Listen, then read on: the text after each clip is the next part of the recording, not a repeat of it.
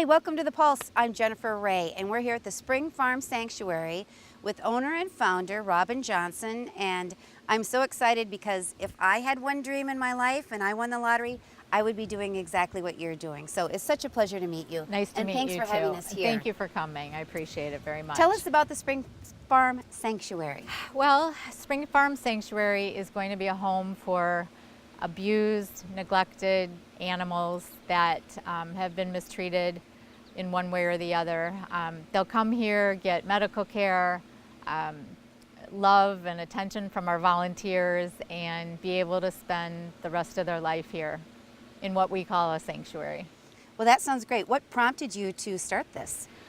You know, I've been a vegetarian for 27 years and recently a vegan.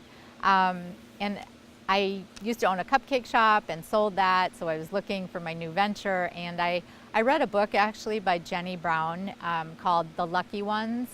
And it was about a story about her life and how she connected to animals through, you know, a childhood cancer and whatever. Anyhow, she started Woodstock Sanctuary, which is out east in upstate New York. Very, very successful, big sanctuary. And she was my idol. And 2 years later, I opened up. So A lot of hard work to do that.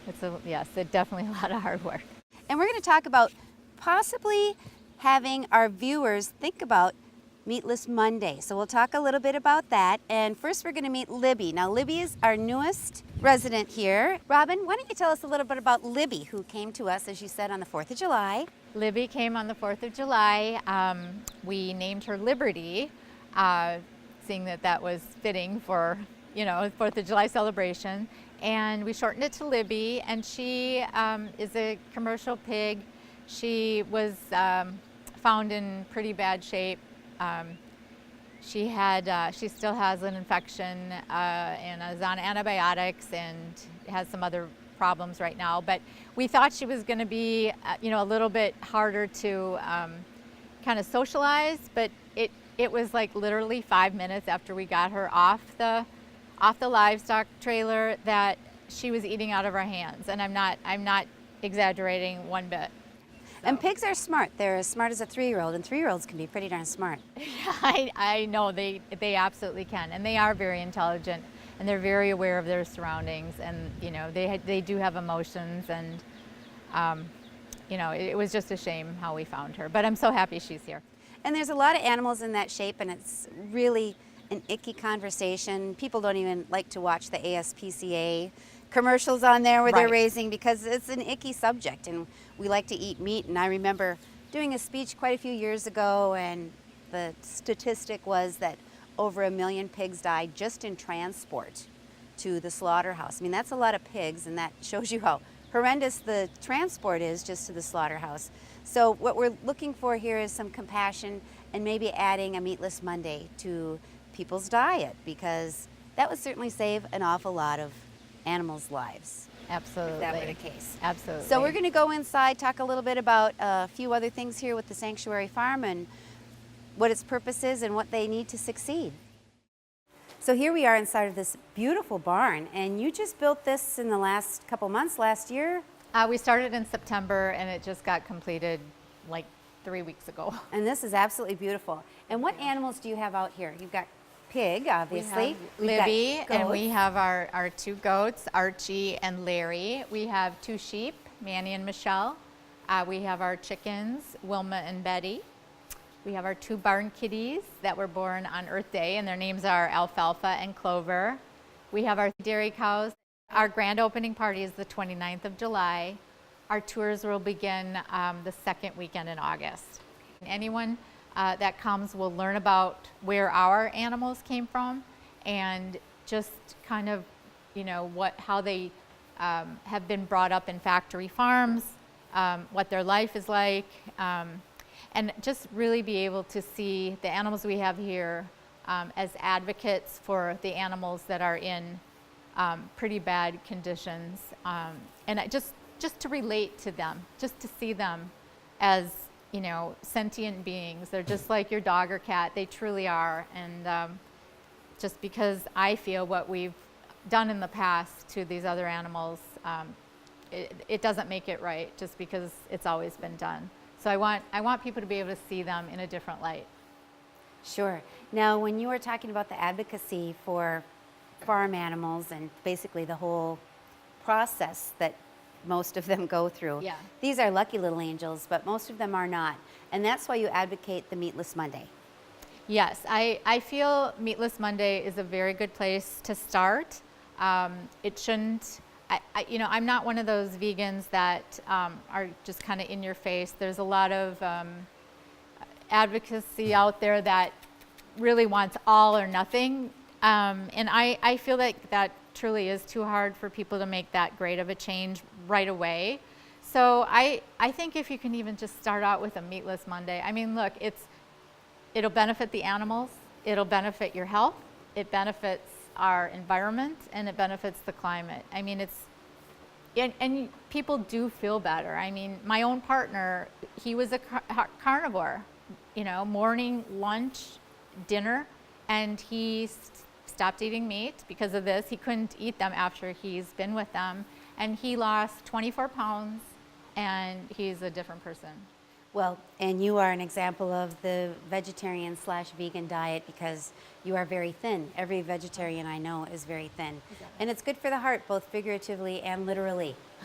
Absolutely. If you have heart issues, any cardiologist will tell you to quit eating red meat for sure. Exactly. If not all exactly. meats. Yeah. And there's a wonderful film out there. I have nothing to do with it, but I like to plug them. It's called What the Health, and it's on Netflix. And for anyone that is interested in learning more about what a plant-based diet does for your body, I would highly recommend this. And there's no animal gore, there's no slaughter, there's none of that. It's Harvard-educated, Columbia-educated doctors that are going to tell you their opinions and show you their studies. Yeah. Well, that's great. Well, hopefully they'll start with a Meatless Monday. That would be awesome. And we're going to go out and see a few of the animals out in the pasture. Hi, I'm Jennifer Ray here with Scruffy along with Robin, and Robin's going to share the story of how Scruffy came to be at the sanctuary. Yes, well, Scruffy was rescued by a man up north in Bolus, Minnesota. He was tied to had a rope tied around his neck, and at 3 weeks old, a fellow asked the farmer, "What are you doing with this calf tied around his neck to the tree?" And he said, "Oh, I'm getting rid of him. I don't want a male, I don't want him because, whatever reason." Bob took him to his backyard and raised him and his brother Pete since they were 3 weeks old to now they're 3 years old. They recently, though, escaped from his yard. They figured out how to use the latch on his gate and got onto the highway. Police were called, animal control was called. They went to Bob's house and said, "Bob, these are not dogs. You can't keep them in your backyard like this." And Bob reached out to me to see if I could help him. He didn't know what he was going to do. He even had thoughts of having them butchered, unfortunately, and selling their meat or giving their meat to a charity. But luckily, we were able to take them in, and you can see how sweet and loving they are. He is like a big dog. He doesn't know his own strength. I don't want to get cornered here, but they love to be brushed. They love, treats. They love attention. I mean, they're just wonderful, and they're very, very, very intelligent animals too. Scruffy, you ended up in a nice place. And then Scruffy's pasture pal is? His name is Skinny Pete. They were named before they got to us because Pete used to be on the thinner side, but we thought we were going to just shorten it to Pete right now because Skinny Pete doesn't really fit him any longer. We're going to talk a little bit more about the farm sanctuary, and this is actually the first one in the state of Minnesota that rescues farm animals specifically, not just neglected animals like a humane society. And you are having your big grand opening on July 29th. Yes. And tell us a little bit about that because you're selling tickets. Yes, tickets are on sale. You can go to our website, springfarmsanctuary.org. It's $50 for adults, $10 for children.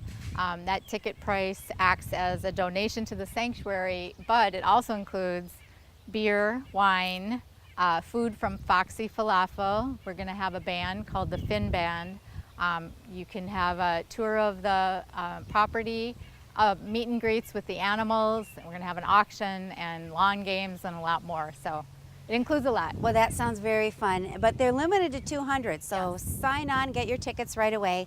Come meet all these wonderful animals that are here. Consider Meatless Monday, because if we can save a cows, how many cows would we save, do you think, a year if we just like didn't eat meat on Monday for a year? Oh, you know, they that be say one, they or- say if you totally stop eating meat, you save about 100 animals a year. There's a range, 100 to 200. So I don't know. I would say you're saving, you know, maybe 10 at least. And Right. 10 cows is 10 cows. So Yeah. anything helps. Yeah, Anything. that sure does. Yeah. And then last but not least, donations. Yes, we welcome donations. Our vet bills are very high. You know, we have to have a vet come out to us, and you know, we have animals that are not healthy, so they do need antibiotics and wormers and, you know, all sorts of things. So anything, you know, even $1 definitely will help. So not even the initial, but then there's ongoing, because there's animals and they need hoof trimming and all Right. sorts of different things fresh that they hay need. and yes, Fresh definitely. hay, they need some grain. Yep. And then, of course, things like, well, you have some beautiful fans in there, which was really needed the last couple days. Yeah. But there might be other things, and I believe you have a wish list on your website also for different things, like maybe grain buckets, or what else? What would be on your wish list?